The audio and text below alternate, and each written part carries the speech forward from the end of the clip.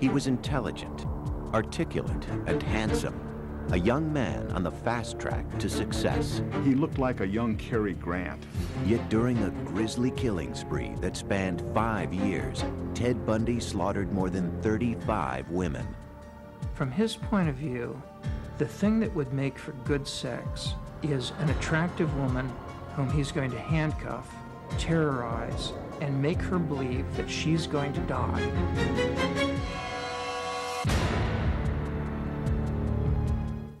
Sure, I get angry. Very, very angry and indignant. I don't like being locked up for something I didn't do, and I don't like my liberty taken away, and I don't like being treated like an animal, and I don't like people walking around and ogling me like I'm some sort of weirdo, because I'm not. On January 24th, 1989, at 7 a.m., before the sun rose over the state prison in Stark, Florida, plans were underway in the death house for an execution many thought would never occur. The electrocution of Ted Bundy, America's most notorious serial killer. After nearly 10 years on death row, Bundy was scheduled to die for the 1978 murder of Kimberly Leach, a 12-year-old girl. Yet he admitted to killing more than 30 others in a grisly bloodbath that took him through Washington State, Oregon, Utah, Idaho, and Colorado. Since his original capture in 1976, Bundy had become a media sensation. I'll plead not guilty right now. America was mesmerized by the former Boy Scout, college graduate, and law student who, as a rising young Republican, was even a shining star in Washington state politics. The Ted Bundy we knew, before there were any accusations, any charges, any arrests or anything, was a very nice guy. He was a friend of ours. We didn't think he was strange or different. Once he was arrested, Bundy taunted the system. He escaped twice from Colorado prisons while awaiting murder trials there. After his arrest in Florida, he showboated, acting as his own counsel while rapt groupies devoured his every move. He was like a movie star, and if he'd look around, they'd all giggle and nudge each other. And I thought, it never occurs to them that if he were free and he met them on a dark night, they're just the type of potential victim he would be looking for. But Bundy's natural cockiness was now gone as 2 guards led him to the death chamber. Bundy seemed very resigned to his fate. Bundy seemed startled when he saw the electric chair. Outside the jail, a crowd estimated at 500 avidly awaiting news of his demise chanted slogans like, "Burn, Bundy, burn." They ran electricity through his eyes. 4, 3, 2, 1. At 7:16 a.m., an anonymous executioner pushed the button. 2,000 volts surged through Bundy's body. Within 60 seconds, one of the worst serial killers of all time was pronounced dead. When we came out after the execution, it's almost a carnival atmosphere on the part of some of these people. Cheering, blowing of horns, celebration. He'd had an easier death than any of his victims. Some 35 women may have fallen prey to him. Only he knew the real number, and he carried that with him to his grave.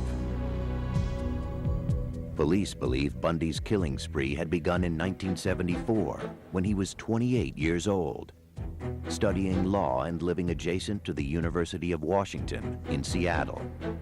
He made a very, very positive impression. He was very verbal, articulate, intelligent. I guess if I were to characterize him, he looked like a young Cary Grant. But at that time, no one could guess that this clean-cut and good-looking young man was about to begin a series of rapes, tortures, murders, and dismemberments that would shock the world.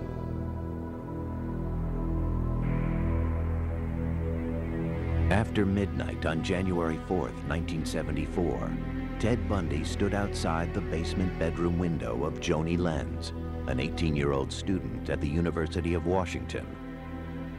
He entered her bedroom through a door accessible from outside, and while she slept, he savagely bludgeoned her with a crowbar. The next morning, Joni was found surrounded by a pool of blood. A bed rod had been torn away from her headboard, and in a sexual frenzy, rammed into her vagina. There was a specific reason why Bundy singled out Joni. It was a physical characteristic she shared with almost all of his victims. She wore her hair long and parted in the middle, but it would take years before the police understood why that moved Bundy to murder. Linda Ann Healy was a senior at the University of Washington, majoring in psychology. On January 31st, 1974, after Linda had gone to bed, Bundy broke into her room. He knocked her unconscious, wrapped her in bed sheets, and quietly carried Linda out of the house. Her scattered body parts and decapitated skull wouldn't be found for a year. To those who would track him, and those who would later try to understand his crimes, the question remained: how could this charming and intelligent young man commit such unspeakable crimes against people he didn't even know? They are things. They are victims. They are not women. And I never heard him really use the term women or females or anything very often. He referred to them as things, as objects. The other person's life doesn't have value, since he doesn't see her as a real person with real needs. And if anything, the idea that investigators and the community will be shocked and the parents will suffer just makes it all the more exciting, because he's getting even. Yet somehow Bundy, like other serial killers, was able to keep the murderous rage hidden inside of him secret. To his friends, family, and colleagues, he seemed very well adjusted. Nice person. And he was a person that we socialized with, and we knew a little bit professionally, and I thought was really an up-and-comer, somebody who was going to do well in life. One of the very important aspects of the facade that he built was one of great sincerity. He literally oozed sincerity. Yet appearances can deceive, and Ted Bundy was a master of deception. Little did I realize, of course, at the time that that was a carefully crafted social veneer that he had laboriously developed and used in his interactions. I never saw any aspects of the monster that lurked behind that mask. But by 1974, the monster who lived behind the mask had been there for a long time, perhaps since Ted's earliest childhood. I have always felt that beneath the veneer of a normal childhood was some great hostility toward someone, probably his mother.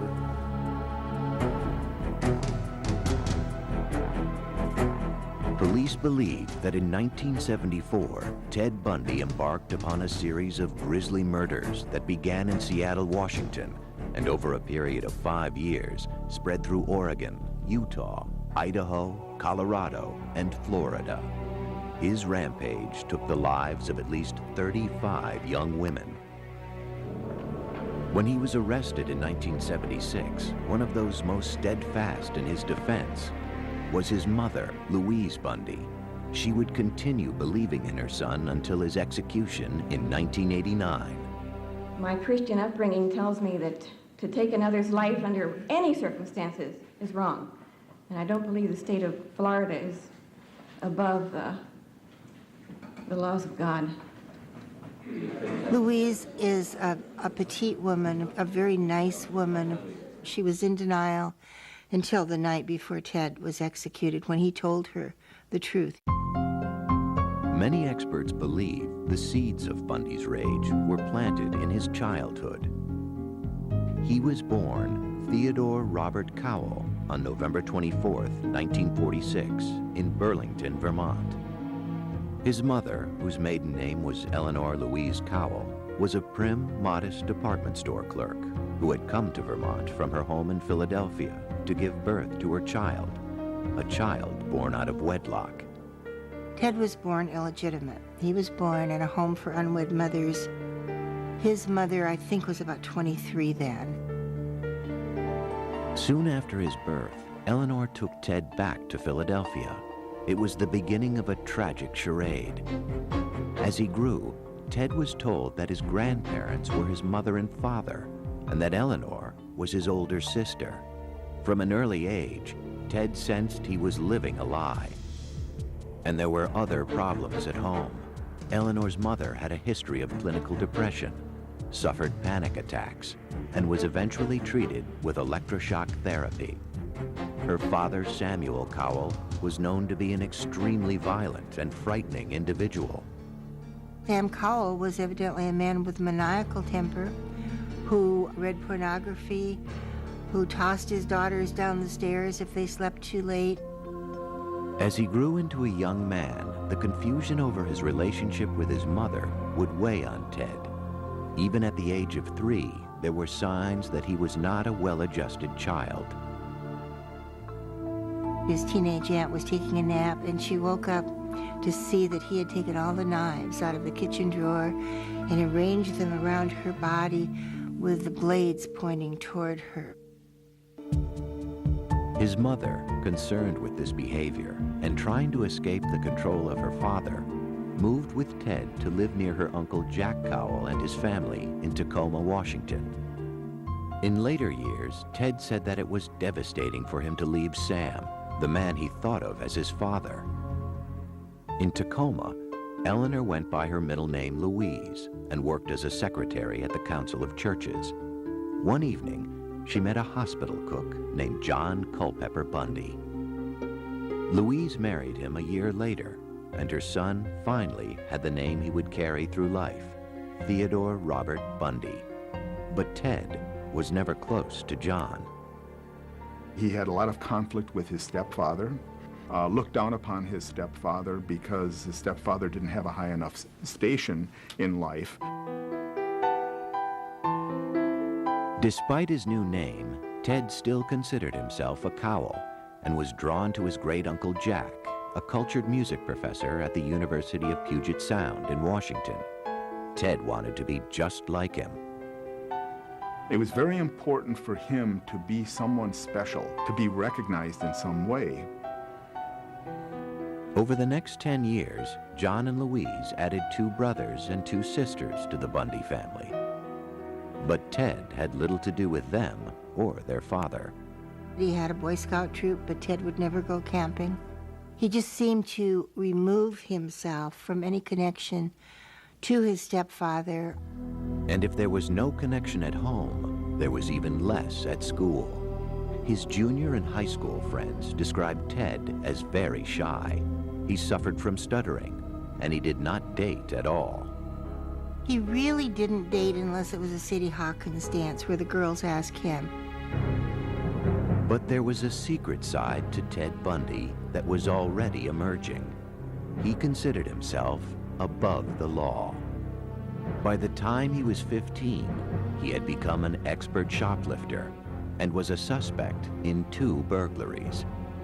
Grandiose narcissism, the ability to outwit the police, the ability to, flaunt authority, the ability to shoplift. All of these things helped confer on him this sort of narcissistic sense of specialness and entitlement. His relationship with women also changed for the worse. He became a peeping Tom, sneaking through the night to peer into the windows of young girls. More significantly, there have always been suspicions that at the age of 15, Ted Bundy became a killer. Ted carried the morning newspaper when he was 15. Along his route, there was a young girl named Anne Marie Burr. Anne Marie was 8. Ted knew Anne Marie. She took piano lessons from his great-uncle Jack. On August 31st, 1961, Anne Marie's parents found her missing from her bedroom. The window was open a little bit, and it was in the days when you had a TV cable on the roof and you had to get it under the window, so they couldn't lock it. The front door was ajar. She was gone. A search that at one time involved 800 soldiers, lawmen, and volunteers found nothing. At the time, no one suspected that Ted may have been responsible for Anne Marie's death. In my mind, she was Ted's first victim. And there would be many more. In the mid-1960s, Ted Bundy was a student at Woodrow Wilson High School in Tacoma, Washington. Even though he was smart, good-looking, and friendly, he was awkward with his fellow students, especially the girls. There seemed to be a real defect in this whole notion of how do you build a close, intimate relationship, and some confusion about that. The arena in which he seemed to feel secure was the school and the classroom where he could use his verbal skills, and that's where he tried to manage teachers' impressions. He graduated from high school in 1965 with a B average. The next year, he entered the University of Puget Sound. But on the huge campus, he felt anonymous and lost. Inside, Ted was very empty and very inadequate. But he could put on the facade of a very sophisticated, educated young man. In 1967, as part of the facade, Ted transferred to the University of Washington's Asian Studies program, where he studied Chinese. He also began fabricating a new personality. If the old Ted was shy and withdrawn, the new Ted would be witty, cool, and self-assured. His deception was about to pay off. At the university, Ted met Stephanie Brooks. He was particularly attracted to her beautiful shoulder-length hair, which she wore parted in the middle. She was wealthy, sophisticated, and worldly. Everything Ted wished he was. He said, she's perfect, she's beautiful, she's wealthy. And I think to the degree he was capable, he was in love with her. They stayed together for a year. For the first time, Ted experienced an intimate sexual relationship with a woman. He was in love with her. But to Stephanie, they were merely college sweethearts. She saw no future in the relationship. She thought Ted was immature. Ted had become obsessed with her, but Stephanie told Ted their romance was over. She told him that he wasn't going anywhere, that he had no ambition, he wasn't organized, he couldn't make plans. Ted was devastated. With his world unraveling, he dropped out of school and decided to visit his relatives back in Philadelphia. His visit had a purpose. He had to answer the question that had always bothered him. Who was he? After checking records in Philadelphia, he traveled to Burlington, Vermont. There in City Hall, he learned something he had always suspected. He discovered that his mother was actually the woman who'd been passing as his sister his whole life. And that has got to rock the world of anybody to find that their roots are not what they thought. There was a great deal of turmoil around his own self-identity and who he was. By all accounts, when he found out that he was an illegitimate child, it was devastating. This man was badly betrayed by a woman, his mother, and learned of that betrayal at the very period when he's still reeling from the rejection by his girlfriend, his first love. Many who have studied Ted Bundy feel it was now that he decided to take revenge on the women he felt had destroyed his life. With an icy resolve, he returned to the University of Washington, took a room nearby, and began studying psychology. He excelled in all his classes and seemed rejuvenated with a new purpose. And whatever demons raged inside of him, Ted Bundy kept them well hidden. Many people like him have an ability to create compartments in their lives. And this entity, this demon, this depraved monster lived in one of those compartments. As far as anyone knew, Ted's life seemed to be changing for the better. In 1969, he met Elizabeth Kendall, a young divorcee. They began a friendship and then a romance. Very smart, shy young woman. She came up here from Utah. They met in a tavern. She loved him. She loved him unabashedly. His relationship with Elizabeth seemed to work wonders for him, but underneath, he was seething and plotting revenge. If you really have a very negative core in yourself, there's this kind of envy, a need to destroy the beauty in others. And the first one on his list was Stephanie Brooks. He was secretly still talking to Stephanie, hoping to make her fall in love with him again, in order to hurt her, just as she had scarred him. To enhance his image, he became active in local politics, working on the governor's re-election campaign. I thought he was very smart, good at politics. He was good at what he did. He was friendly. In 1971, at the age of 25, Bundy was working in his spare time at the Seattle Crisis Center, manning the suicide hotline phones. Beside him worked soon-to-be author Ann Rule. He was kind. He was very good on the phone. And ironically, we saved lives together. Now, at that point, if anybody had told me that there was anything underneath this perfect surface, I would have said, you're crazy. Because we were locked up all alone together in a 4-story Victorian mansion that looked like nothing so much as the house in Psycho. But I felt safe locked inside with Ted Bundy. By 1972, Ted's first real girlfriend, Stephanie, still inhabited his thoughts and his plans. On a business trip to San Francisco, he met with her, and the new Ted Bundy swept her off her feet. And she fell madly in love with him and agreed to marry him. As soon as she agreed to marry him, he dumped her. 2 days later, on January 4th, 1974, Ted Bundy began a 5-year rampage of killing that would horrify the nation. Most of his 35 victims had one thing in common. His ideal victim was a small-framed female, long hair, parted in the middle, style of person, usually pretty good looking. They all resembled Stephanie Brooks.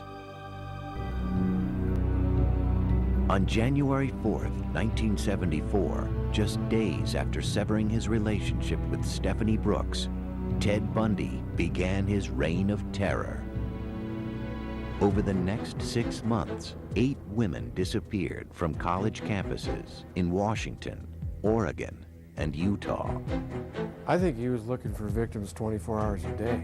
There were people that he specifically was scoping out, acting like a predator towards, and then there were those that were just happened to be at the right place at the right time for him. His first 2 victims were students at the University of Washington. People like to believe that it was someone from outside. There must be some depraved killer out there in the community who is coming to the campus. Little did we know that the killer was one of us. Even his girlfriend, Elizabeth Kendall, had no idea who Ted really was. From February through June 1st, Carol Valenzuela, Nancy Wilcox, Donna Manson, Susan Rancourt, Brenda Ball, and Roberta Parks all vanished. Nobody had connected any of these cases together. Different police jurisdictions, different states. This was a terrible mystery. I mean, how could these girls suddenly just disappear? One little girl was walking like 30 feet from the back of her sorority to another sorority, and boom, she's gone. How could this happen? Her name was Georgianne Hawkins. Years later, after his capture, Bundy divulged the perverse methods he used to stalk and capture so many of his victims. He preyed upon their kindness by pretending to be injured. The girls he picked were all helping kinds of people. Here's this guy on crutches often, limping along, dropping his books, And he would ask young women, well, could you help me get these to my car? That was the ruse he used on Georgianne Hawkins. As she bent over to put his books into his car, Bundy grabbed a tire iron he had hidden. He hit her over the head and pushed her into the car. He would secure their hands in some fashion, either with handcuffs, strips of sheet, or leather. His seat was missing, so they could lay down in there and no one would ever see him. Bundy usually drove his victims into the deep woods surrounding Seattle. If they survived his attack with the crowbar, he would sexually assault them. From his point of view, the thing that would make for good sex is an attractive woman whom he's going to handcuff, terrorize, and make her believe that she's going to die. Later, on death row, he was asked what it was like to murder someone. And he answered, murder is not about lust and it's not about violence, it's about possession. When you feel the last breath of life coming out of the woman, you look into her eyes. At that point, it's being God.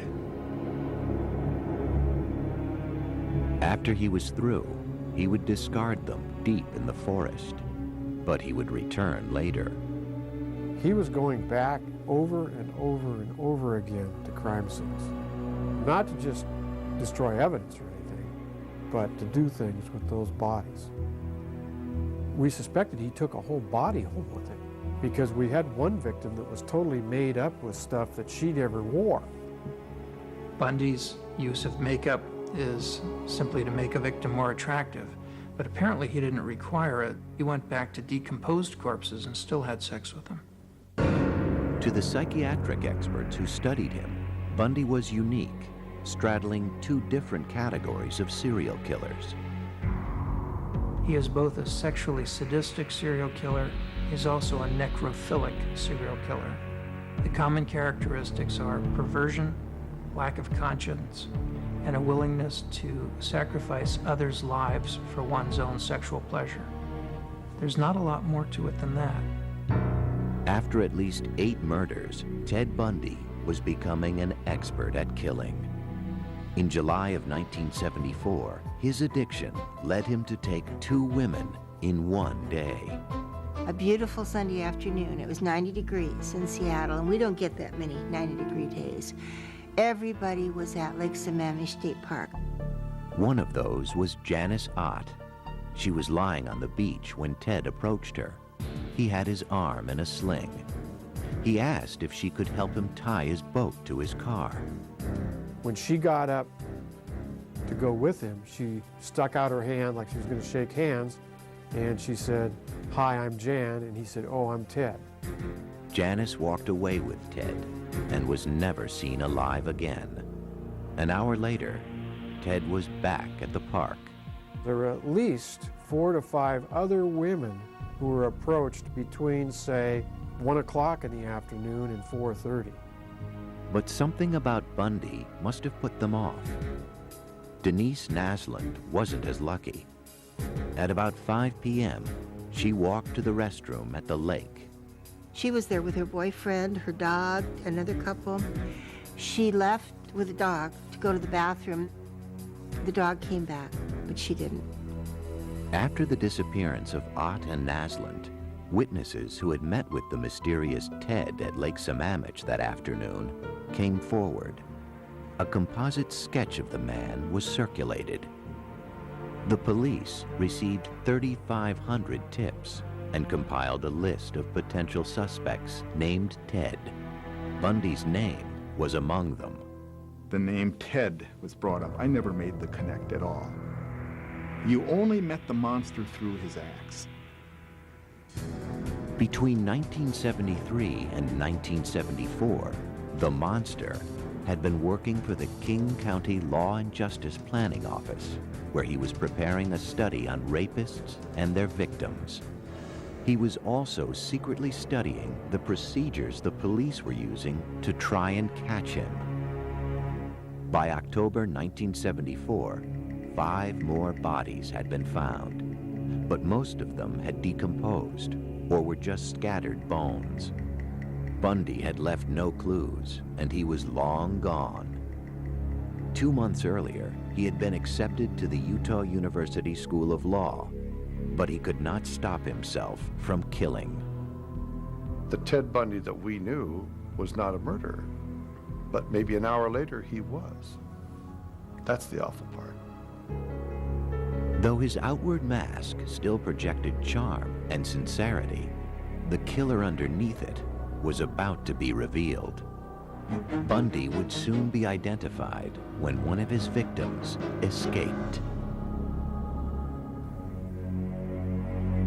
By early November 1974, Ted Bundy had murdered at least 11 women in Washington and Oregon, and 2 more in Utah, where he was now living. At the same time, he was studying law at Utah University.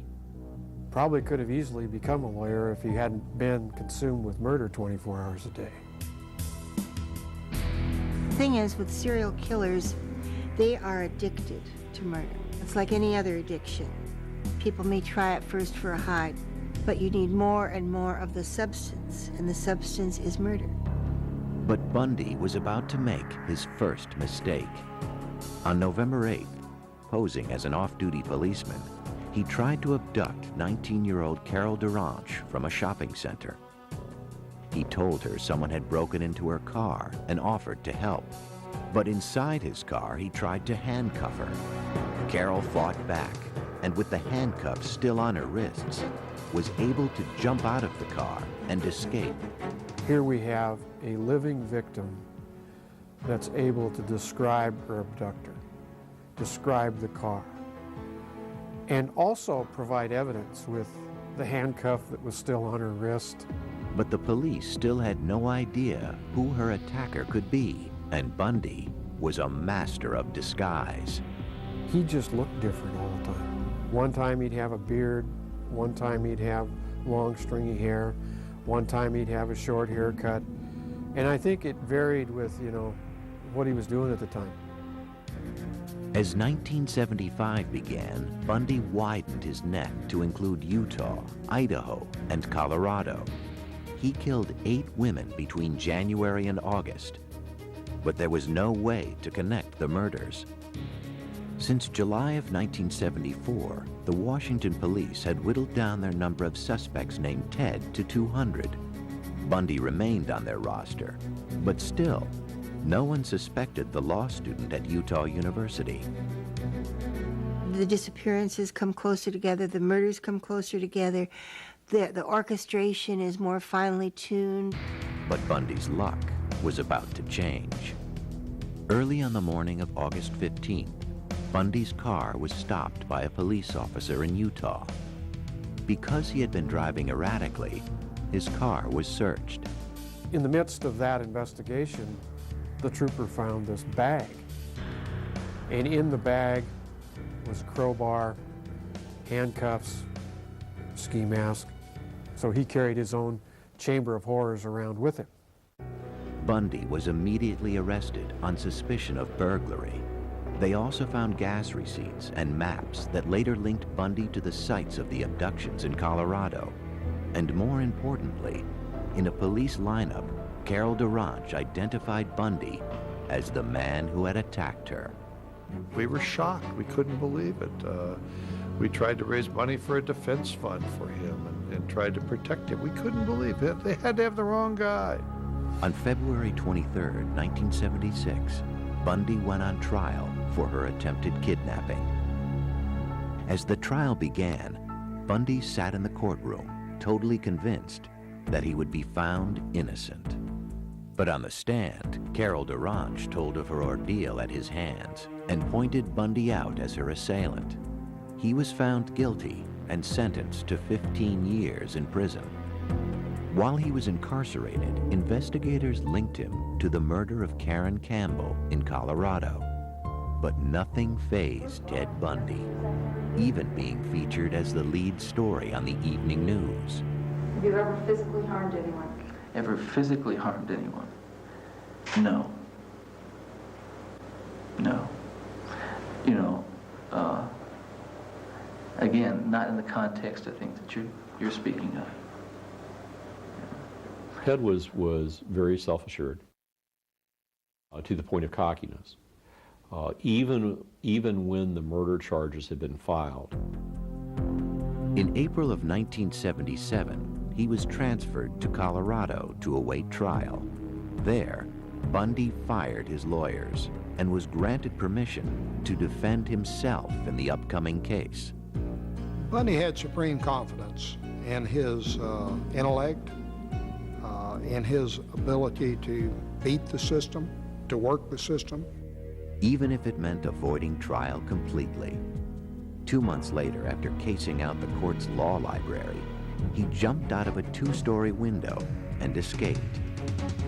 Though captured 6 days later, he wouldn't stay locked up for long. I've matured in the past year. Believe me, I've grown in the past year, and I've learned a lot of things about myself in the past year. My only misgivings is that I might never be in a position to apply it, on the streets where I'd like to apply it. But soon he would apply it. On New Year's Eve, 1977, Ted Bundy shimmied through an air duct of the Colorado jail and walked to freedom. He went through the top of his cell, down through the jailer's apartment, out into a blizzard. Free once again, Ted Bundy would continue to kill. Ted Bundy had succeeded in a spectacular prison escape and had made his way to Florida. He was now on the FBI's most wanted list, something he must have relished. Loved it, loved it. I always said that infamy became Ted. He changed his name, grew a beard, and spent his time walking the Florida State University campus in Tallahassee. I think it was about January 8th when he rolled into town, determined, as he said in his confession, never to so much as jaywalk. But he wouldn't keep that resolution. Sometime after midnight on January 15, 1978, just 2 weeks after his escape, Bundy entered the back door of the university's Chi Omega sorority house. As his victims slept, Ted Bundy crept from room to room. He bludgeoned, raped, and killed Lisa Levy and Margaret Bowman. He assaulted and almost killed roommates Karen Chandler and Kathy Kleiner. I think he went in that house to kill every single woman in it. But Bundy wasn't finished. Less than a mile away, he broke into the apartment of Cheryl Thomas. Though he savagely beat her and left her to die, she survived. She was the 5th woman Bundy had attacked that night. Justified and entitled. After what women did to him, why shouldn't he do this to women? An attractive and popular junior high school student, Kimberly was kidnapped, brutally assaulted, and killed. But Bundy's reign of terror was about to end. On February 15, 1978, a patrolman pulled over a VW Bug that had been reported stolen. Ted tried to flee on foot. There was a struggle. There was actually a round fired, and the officer was able to bring Ted into custody. Bundy was arrested and identified. Over the following months, investigators in Florida gathered evidence that tied Bundy to Kimberly Leach's murder and the murders and assaults at the sorority house.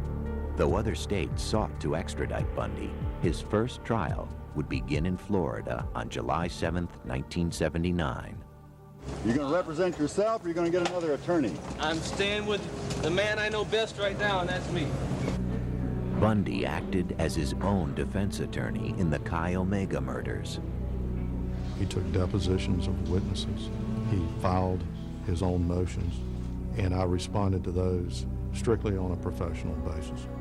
But at one point, as he questioned an officer about one of the murder scenes, the jurors had a terrifying view of the real Ted Bundy. He walked toward the jury, and you could see them kind of lean back in their chairs as he approached them.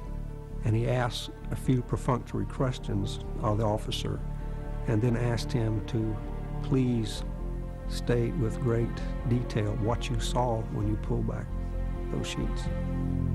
And there was no human being in that building or watching the TV at that time that could have thought anything other than this man wanted to relive that event. 2 weeks later, Bundy was found guilty and sentenced to death for the murders of Lisa Levy and Margaret Bowman. In January 1980, Bundy went on trial for the murder of Kimberly Leach. Again, he was found guilty and sentenced to death. But his execution would not take place for some time. Over the next 9 years, Bundy would appeal his convictions and cheat death by a series of last-minute stays, sometimes only minutes before his sentence was to be carried out. Finally, after countless appeals, Bundy's date of execution was scheduled for January of 1989. To postpone his death, he told authorities that he would provide information on other unsolved cases linked to him. He gives them just enough information to get their interest, to show them that he does, in fact, know what he's talking about. And then Bundy systematically tells these investigators, you need to get with your authorities and have them contact the Florida authorities because I need more time to tell you this. This is all I can tell you today. And I need more time. If you can just get the Florida authorities to agree to more time, I can provide you with all of the details. It was a desperate ploy. It was a last-ditch effort, but even there, I think Bundy, up until the morning of his execution, Bundy really thought that he could postpone the inevitable. But he couldn't.